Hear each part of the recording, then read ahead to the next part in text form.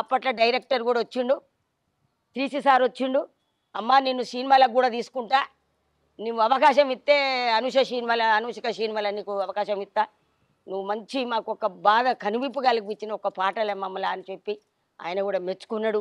అందులో ఉన్నోళ్ళను కూడా నేను 25 మందిని నవ్వించిన, ఆడిచ్చిన, అలరించిన, సంతోషపడ్డారు. అమ్మ నువ్వు ఉండాలి, అమ్మ నువ్వు ఉండాలని కూడా అన్నారు వాళ్ళు కూడా.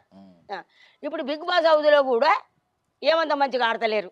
తనుజ, సంజన, ఆయన భరణి, ఇమానేలు, అంటే భరణి, ఇమానేలు, సంజన, తనుజ ఈ నలుగురే మంచిగా అనిపిస్తుంది. కానీ వాళ్ళకు బిగ్ బాస్ హౌస్లో ఆడడానికి శాతనైతే లేదు, కరెక్ట్ ఆడతలేరు అంతే.